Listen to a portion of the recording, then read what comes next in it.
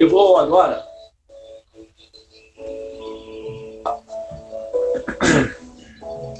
fazer a relação do Manipura Chakra com as diferentes teologias ou sistemas teológicos que aparecem no planeta, né? Imagina que você quer comprar um automóvel. Você está precisando de um automóvel e você tem os recursos disponíveis para isso e você tem X de valor para comprar um automóvel, para adquirir um automóvel. E você vai, então, a uma concessionária. E na concessionária você verifica os automóveis. Correto? Então, você vai uma, duas, três concessionárias até você encontrar o automóvel que está de acordo com a sua capacidade de adquiri-lo, né? Também não é só simplesmente desejar comprar um automóvel, adquirir um automóvel. Isso é uma parte do processo. A outra parte é verificar qual tipo de automóvel a sua poder de compra permite. Então, discriminação é autoconhecimento. Conhecer os próprios limites é autoconhecimento, né? É parte do processo do autoconhecimento em si. Então, nós adquirimos os produtos de acordo com de acordo com a nossa capacidade de adquirir esses produtos, tá?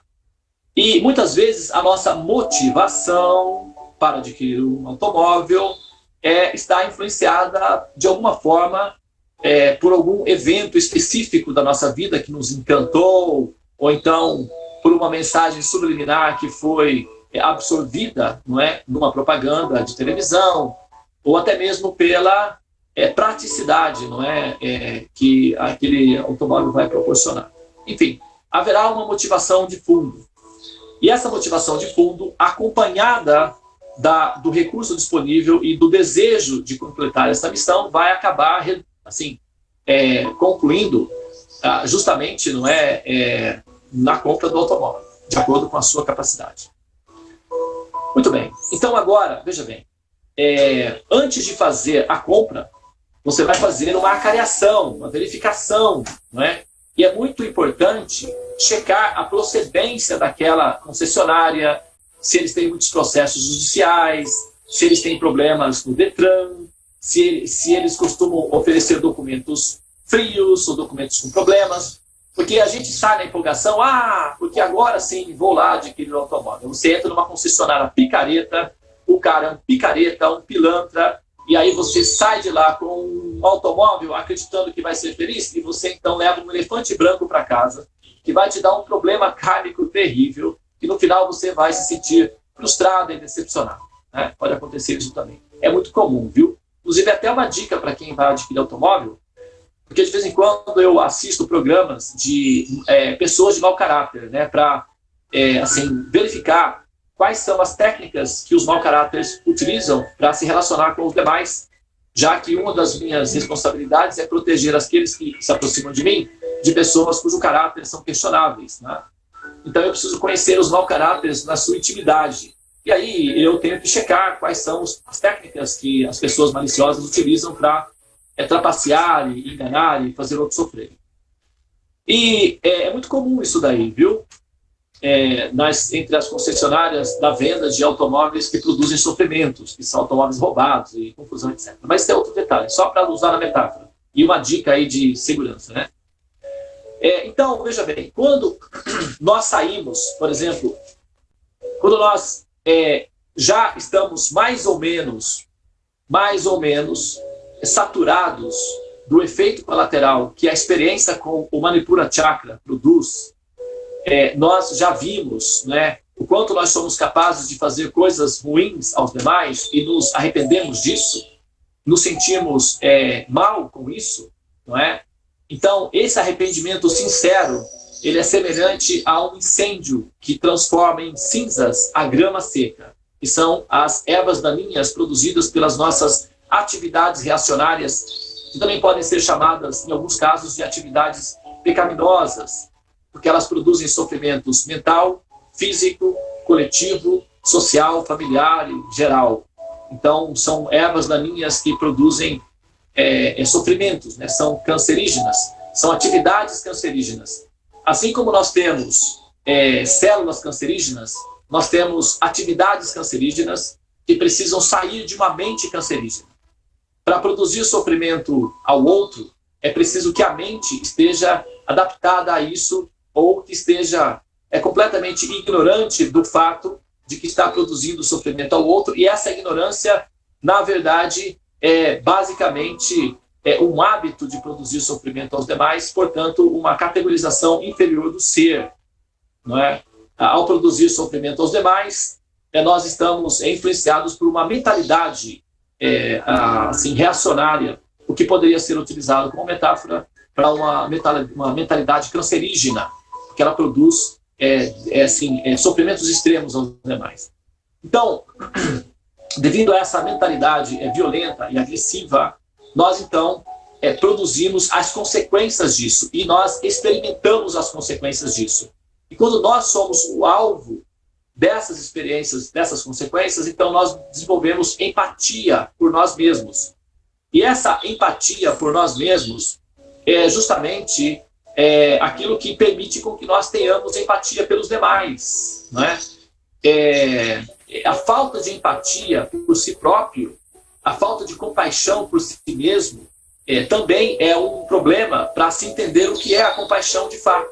Não é? E com isso, assim, se produz sofrimento aos demais. Então, para que essa compaixão por si próprio aparentemente apareça no coração, é preciso que o ser tenha alguma experiência em que ela sinta a compaixão de si mesma. E para isso, normalmente, uma experiência de sofrimento, de perda, de trauma, se faz necessário para que o estágio se dê por completo e a terapia seja absorvida plenamente. E com isso, a pessoa passa, então, a entender o que os outros sofrem como consequência da ação que ela pode produzir. E isso gera no ser uma percepção de empatia. E essa empatia está ligada à oxitocina, que é produzida pelos hormônios que produzem sensação de paz, de equilíbrio e de amor e compaixão pelos demais. Então, quando nós estamos, assim, de certa forma, saturados das consequências da ausência da empatia, que é a produção, que é o exercício do egoísmo, aí para trazer de volta aí para ressuscitar o nosso querido Raul, eu sou tão egoísta, mas tão egoísta que o auge do meu egoísmo é querer ajudar. Quer dizer, quando nós quando nós nos saturamos do egoísmo, e aí, por consequência, ao experimentar os sofrimentos, nós sentimos empatia, e aí percebemos o que significa empatia, então nós queremos evoluir. Nós buscamos a evolução. E nesse momento, normalmente, é muito comum que nós busquemos a evolução por consequência de algum tipo de aflição que nós vivemos. Seja aflição financeira, seja aflição física em termos de saúde, aflição psicológica, aflição amorosa. Normalmente tem uma aflição aí como base, como combustível propulsor que leva o ser até a busca da evolução, até a busca do contato com o Supremo, com a fonte criadora, com a verdade absoluta. Normalmente sim. Agora, existem também aqueles que são buscadores da verdade, que são sábios, e os sábios também estão aflitos, acreditem, porque a ausência de respostas produz ansiedades extremas para alguém que está buscando, e por isso, dentre aqueles que buscam o Supremo, aqueles que buscam por considerar a sabedoria como bem supremo a ser alcançado pela experiência humana, os sábios, eles são os mais elevados entre aqueles que se aproximam de Deus, porque aqueles que estão aflitos normalmente se aproximam de Deus com as intenções de ocupá-lo em atividades ou ocupá-lo em serviço para resolver os problemas individuais. Então, na verdade, basicamente é uma tentativa de seduzir Deus a fazer um trabalho para si próprio. Tudo bem, é claro que Deus sabe que isso é uma infantilidade da alma, então ele é tolerante, mas ele então vai trabalhar nesse ser para que esse ser se eleve até a plataforma de sabedoria. Então vai, claro, sim, aliviar os sofrimentos do ser, porque afinal de contas foi essa a motivação que o trouxe, mas então ele deverá chegar em algum momento até a sabedoria. Esse estado de aflição contínua, essa ideia de que se aproximar-se do Supremo somente pela questão da aflição, do medo em si, é um fenômeno primitivo da relação com o Supremo. E, nesse ponto, os fenômenos primitivos, eles são determinantes na hora de que o ser humano, tanto individual quanto coletivo, interpreta a realidade que nós conjecturamos ser aquilo que poderia eventualmente representar a ideia da intuição que nós temos de Deus, né?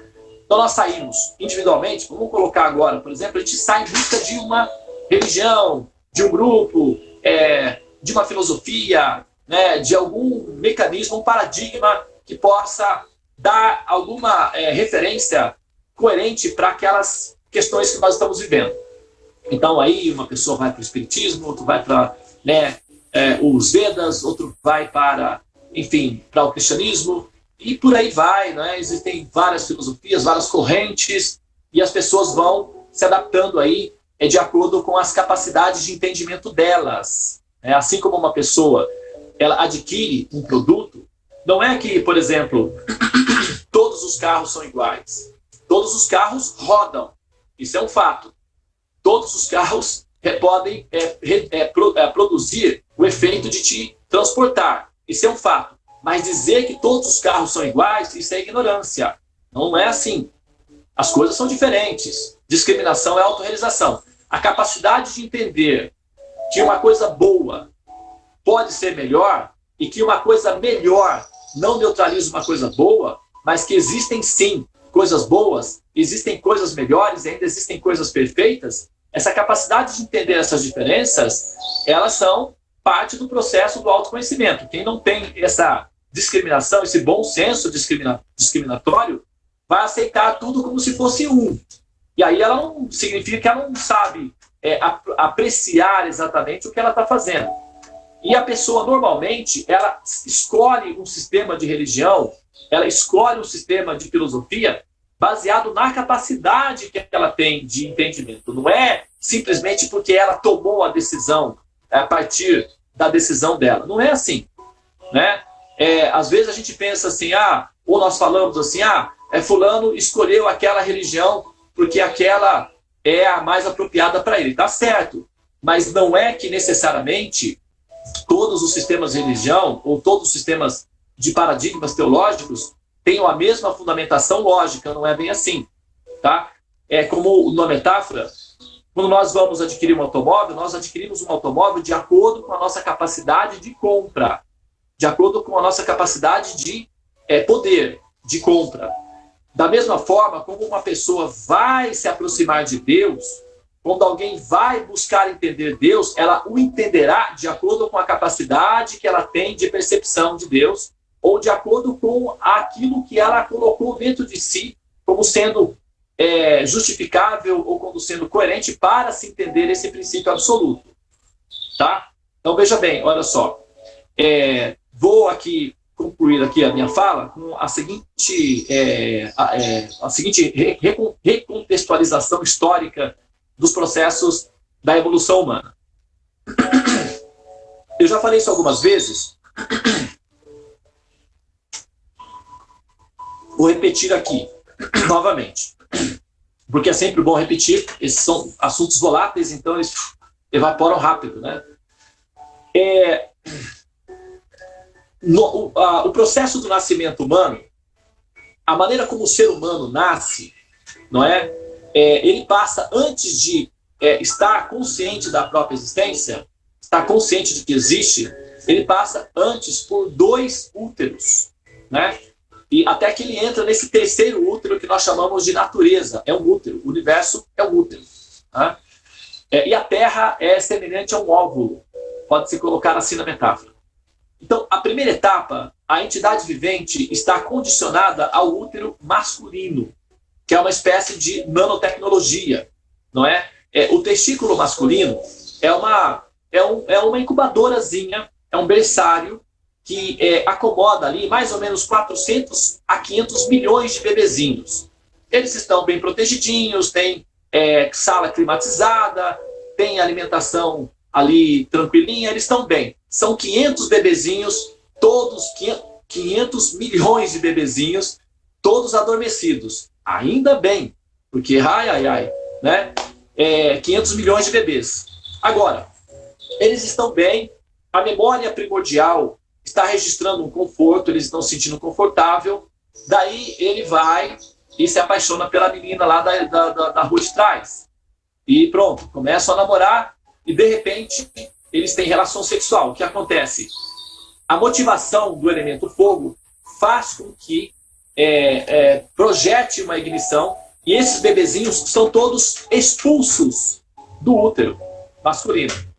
E quando eles são expulsos, de repente eles se veem numa situação de pânico. Porque eles não têm mais aquela segurança, eles não têm mais aquele conforto, eles estão vendo os amiguinhos, os irmãozinhos morrerem do lado, porque desses 500 milhões, normalmente um apenas vai sobreviver. Então é praticamente um genocídio que se acontece aí nesse momento. No momento da ejaculação, ocorre um genocídio. 499.999.999 indivíduos serão sacrificados para que apenas um sobreviva. Então, nascer na forma humana é simplesmente um ato assim, heróico. Por isso que eu chamei a Anaíse de heroína. Agora, você entendeu, Anaíse? Muito bem. Então, veja bem, olha só. Isso acontece que a entidade vivente, ela registra na memória RAM dela a seguinte situação. Eu fui expulsa do paraíso. Eu estava bem, eu estava feliz, vivíamos numa família, estávamos todos tranquilos, e de repente, zás, veio aí um decreto governamental e pronto, acabou com a nossa paz e fomos expulsos lá do paraíso. Mas, felizmente, eu consegui sobreviver e aqui estou eu, no óvulozinho, aconchegante. Eu estou aqui agora, respirando novamente. E a mamãe, não é que quando o óvulo é impregnado, a mamãe, então, começa a falar para o bebê: ai, filhinho querido, você chegou, amado, desejado, nós queríamos você, desejamos você, estamos felizes e vamos ficar juntos para sempre. O embriãozinho, a entidade viva, a pobrezinha, que já estava na maior ansiedade, no desespero, que conseguiu sobreviver, houve essas configurações. Aí ela se acalma, ela relaxa e fala: poxa vida, que bom, ainda bem que tá tudo ok e tal. Então, o que acontece? Ela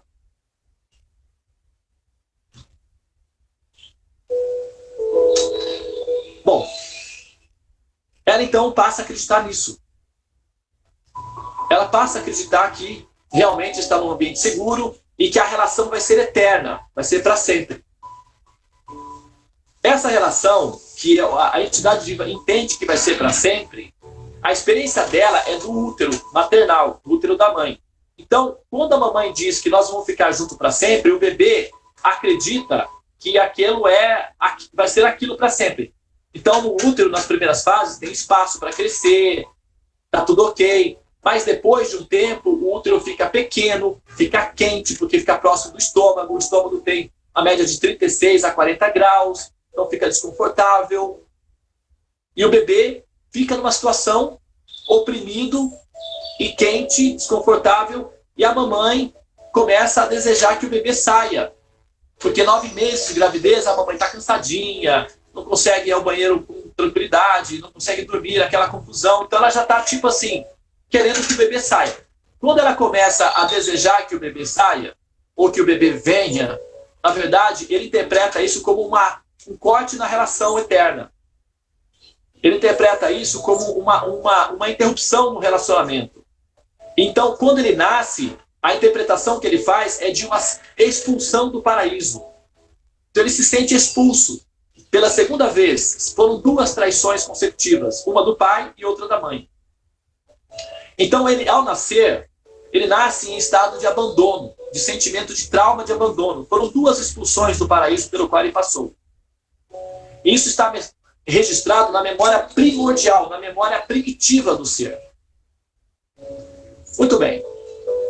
Depois ele nasce e ele supera isso daí, né? Assim, inclusive na psicologia, né, é conhecido que se a família estiver bem estruturada, nos 2 primeiros anos, a criança supera esses traumas. E ela esquece completamente e fica normal. Mas se a família estiver mal estruturada, a criança não supera esses sentimentos de abandono e essa revolta, essa rebeldia retorna na adolescência, que é a fase conhecida, né? Por que os adolescentes, né, ficam assim rebeldes e tal? É porque é muito comum, nos primeiros momentos do nascimento, as coisas nem sempre estão muito bem, então a criança não consegue superar isso daí, então volta como rebeldia depois. Então, agora nós pegamos esse exemplo individual de um nascimento específico e colocamos na história da evolução humana. Ou seja, vamos jogar aí 50 mil anos de história. Vamos colocar 200 mil anos de história de evolução da raça humana até chegar a uma raça mais ou menos civilizadas, capaz de lidar com códigos criptografados, que é o que nós chamamos de escrita. Então, o processador já está sofisticado. Então, nesse momento, até um pouco antes disso, o ser ele já começa a conjecturar como é que nós viemos parar aqui. Isso de forma coletiva, sistematizada, intelectualizada. E a partir desse momento é que ele cria a teoria felônica, de que nós fomos expulsas do paraíso. Daí é que surgem as filosofias, que partem do princípio de que nós estamos aqui porque nós fomos expulsas do paraíso. Essa ideia, essa teologia de expulsão do paraíso, ela tem uma base biológica nos impulsos de registros primitivos da entidade viva pelas experiências de expulsão dos 2 paraísos que foram negados a ela, que é o útero masculino e depois o útero feminino. E quando ela vê que os outros amigos, parentes e irmãos morrem, então ela também se sente desamparada e assustada. Ela conjectura que a vida, a existência, é um processo de abandonos. Então ele fica em trauma, em choque, em depressão. Ele se sente em estado de bullying existencial. Então ele configura a seguinte situação: se houver Deus, é um ser que nos abandona. E por isso deve ter uma natureza violenta. De alguma forma, existe aí algum princípio agressivo, violento, porque é um princípio abandonador de nós. E como consequência dessa intuição psicológica baseada no impulso biológico primitivo, se cria conjecturações a respeito de Deus, de que ele é um ser violento, agressivo e implacável na sua abordagem.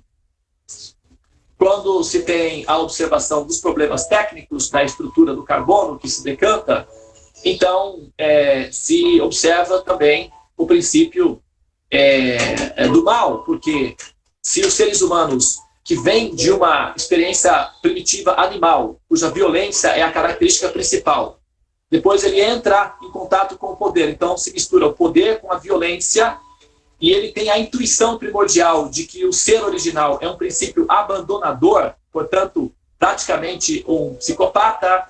Então, ele vai repetir nas relações humanas a percepção que ele tem da própria criadora original, ou seja, de Deus. Então, ele vai agir com relação aos seus outros irmãos de que maneira? Com violência, com agressividade.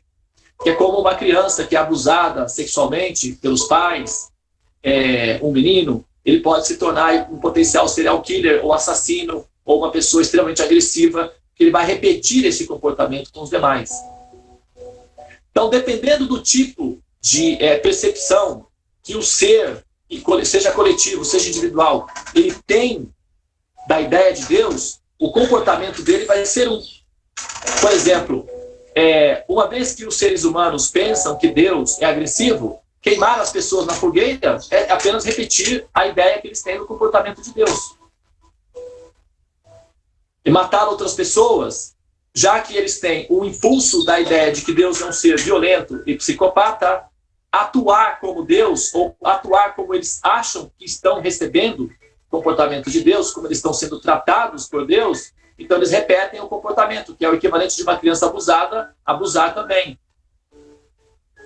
Então, o comportamento abusivo dos seres humanos, com base na ideia que eles têm de Deus, é simplesmente uma distorção de realidade baseada no impulso biológico primitivo, que é praticamente um impulso animal, que é violento. Então, as ideias de Deus, do ponto de vista de violência, está fundamentada na biologia. Não é necessariamente uma teologia pura. É um impulso biológico influenciando a teologia que se produz como consequência disso.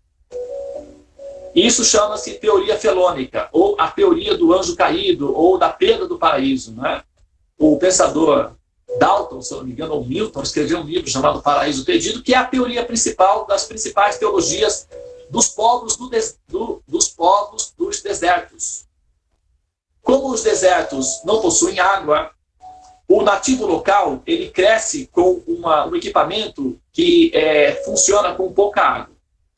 Então, o que acontece? O elemento fogo predomina. E quando o elemento fogo predomina, as ideias de concepção de mundo são baseadas no elemento fogo, de conquistar e espalhar e dominar. Né? E isso é o princípio de poder, que é baseado no princípio do fogo. Então, as ideias que são fomentadas de Deus a partir da ideia de que ele é um general do exército, o grande, terrível matador de todos, o conquistador dos exércitos, o chefão violento que vai aterrorizar a todos, essas ideias elas são fomentadas por um impulso primitivo biológico baseado na geologia ou na geografia local, dependendo da predominância dos elementos que ali interagem. Se for elemento fogo, é fogo. Se for elemento água, vai ser água. O elemento água produz um ser pacífico, suave, maternal, carinhoso, amoroso. Então, as teologias, elas são influenciadas por aspectos biológicos. Então, você vai ter teologias que são agressivas e teologias que são suaves. E a nossa capacidade de decidir qual delas é superior vai depender do tipo de compreensão que nós temos. Por isso, checar bem as bases e as fontes de onde é que está vindo o produto é importantíssimo na hora de comprar um equipamento. Se você compra um elefante branco, ou então um elefante incendiário, alguma coisa assim. Entendeu? Eu não vou, assim, eu só estou tecendo considerações aleatórias e gerais, eu não vou entrar em detalhes, mas o que eu estou advogando a causa védica, cujo elemento principal que predomina é o elemento água. E aquilo que nós chamamos de Siddhanta, ou conclusão final, é que o princípio que nós admitimos, verdade absoluta, tem uma natureza maternal. Isso pode ser demonstrado cientificamente, e a teoria de que Deus é agressivo e violento pode ser derrotada filosoficamente rapidamente, se for necessário. Só que para isso eu teria que me posicionar dentro de um debate teológico, e eu não vou fazer isso aqui porque não é o caso, mas pode ser superado. Tem coisas que são boas, tem coisas que são melhores, e aqueles que conseguem entender essa diferença conseguem autorrealização, o autoconhecimento. O próprio Jesus Cristo, por exemplo, o Senhor Jesus Cristo, no ambiente em que ele apareceu, ele praticamente, eu já falei isso algumas vezes, vou falar novamente, ele é praticamente um alienígena. Os ensinamentos de Jesus são completamente diferentes dos ensinamentos dos povos dos desertos. Jesus é maternal, ele é feminino, ele é água, ele é o elemento água. Por isso que deu um choque naquele ambiente, porque é um elemento água, um elemento estranho. Jesus era estranho, Jesus era um alienígena, praticamente, naquele povo. Os ensinamentos de Jesus eram completamente desconcertantes. Nunca se ouvira falar nada semelhante. Deus como um pai amoroso. Não havia nada parecido com isso antes. O que se tinha era um general, guerreiro, chefe militar, comandante geral. E Jesus entrou com a teoria de um Deus amoroso, praticamente uma mãe. Isso deixou as pessoas um pouco desconcertadas. E o resultado foi que ele foi agredido com o elemento do princípio fogo, que é o que eles tinham de ideia de Deus, de fogo. Só que como Jesus é água, então ele é flexível, né? E a água é flexível. Então, Jesus foi e voltou. A água é assim. A água vira gelo e depois derrete, evapora. E aí deu o que deu, né? Mas, então, para fechar aqui, porque eu já extrapolei, hoje realmente extrapolei, né? Eu peço, aí não vai dar nem tempo de bater papo, eu vou ter que realmente sair, né? Mas parece que a Aline quer deixar um recado. Então, só para contextualizar, para assim, fechar essa ideia, as ideias de compreensão de Deus baseados na experiência com o Manipura Chakra vai, em primeira instância, mostrar um Deus que é baseado no princípio de poder, que é o fogo. Isso será superado, o fogo vai ficar brando, daí vai vir como um pai amoroso, e quando ele se abrandar mais ainda, ele vai aparecer como uma mãe graciosa. Aí já é o Anahata Chakra, que é o próximo chakra. Nós estamos ainda lidando com a decantação do princípio dissolvidor, que é o princípio de poder, que é praticamente, enfim, meio agressivo, né? Muito bem, então eu vou finalizar aqui. A Aline, quer deixar um recado, Aline?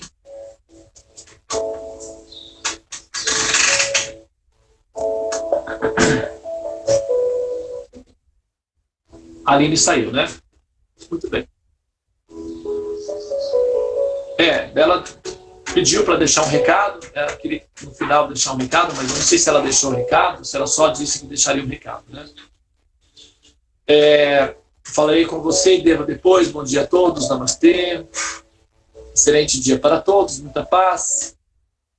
Quando você tira os sólidos da manteiga sem sal, você transforma... Oh, meu Deus do céu.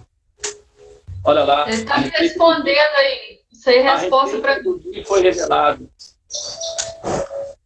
Oi.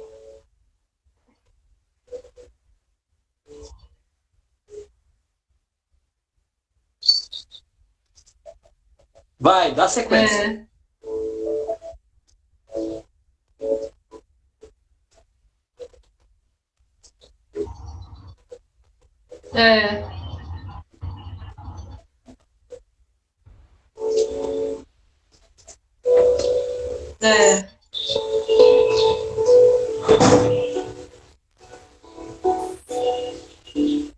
Muito bem. Bom, então é isso daí, pessoal. Realmente é isso, né? O ghee, ele tem que ser purificado, né? E o elemento fogo é que purifica o ghee. A impureza tem que sair também, né? Então, o processo do mantra, dos mantras, é justamente uma decantação do ser, né? Para retirar essa... A vida é a terapia que aquece, não é? O ghee, que é a manteiga que está no coração. Essa manteiga originalmente é impura, mas ela deve ser purificada, né? Essa impureza é o excesso de poder, que deve ser retirado para ficar clarinho, né? Assim, cristalino e fofinho, assim, igual a Karuna Ji. Né? Fofinho. O princípio... Bom, eu fiz essa pergunta aí porque para saber se eu posso usar essa manteiga que eu faço. Eu compro ela, tiro a espuminha, né? Aí eu queria saber se eu podia usar aí nesse negócio que você ensinou. Aí eu vou usar. Pode sim. Inclusive, depois que termina o fogo, a sua casa fica um cheirinho tão gostoso, um cheirinho amanteigado. Todo o ambiente fica amanteigado. É uma delícia. E a cor dela é linda, né? A cor de ouro é maravilhosa. Isso, o ghee é o ouro, né?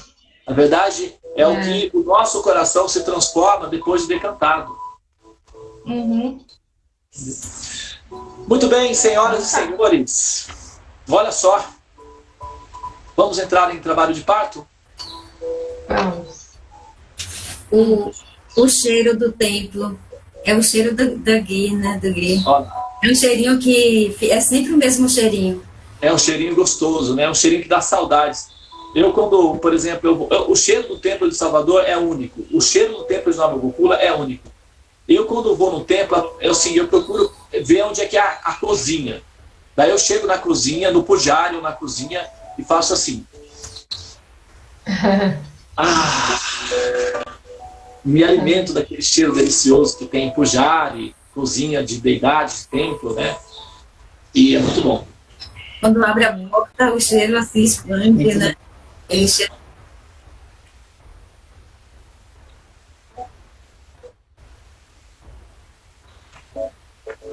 Que cheiro bom, né? Na verdade, esse é o cheirinho o cheirinho de bebê, que é Krishna. O cheirinho de Krishna na forma de bebê. Porque como nós, ao adorarmos Krishna, nós fazemos como se fosse um bebê, né? Nós cuidamos, damos comidinha, colocamos para dormir, é como se fosse bebês, né? E como nós estamos aprendendo a maternar, Então Krishna aceita se comportar como um bebê dependente para que nós possamos materná-lo e assim purificar o nosso coração da tendência assim, menos maternal para a tendência mais maternal, vamos dizer assim, né? E aí os ambientes de templo, cozinha e pujari costumam ter esse cheirinho de bebê mesmo, né? Que é o cheiro de Krishna na forma de bebê. Por isso que é tão gostosinho, né? Você chega ali, cheirinho de bebê é gostoso, né? Tem na minha casa, tá hospedado com a família e com um bebê. E aí eu cheguei lá, tava um bebê, tem 1 aninho, né? E a casa fica toda cheirando bebê. E é uma delícia. Daí eu cheguei em casa com aquele cheirinho de bebê gostoso. E aí o bebê passou, eu já peguei ele, já agarrei, já dei um cheirinho, um aperto gostoso. E falei, tenho meus 2 filhos, né? A Lila e o Gopala. Eu olhei para eles e falei, eu acho que o projeto já pode dar andamento. Vamos precisar de criança na casa. Então, galera, vamos na frequência aí nos planos, porque... Daí a minha esposa se apresentou, mas eu também quero um bebê. Aí já ia... Foi o tio Sagrado. E aí, os meus filhos, é isso mesmo, a gente não é com você a história ainda. Abraça a sua causa. Tá querendo por a aí virou meio Big Brother lá e.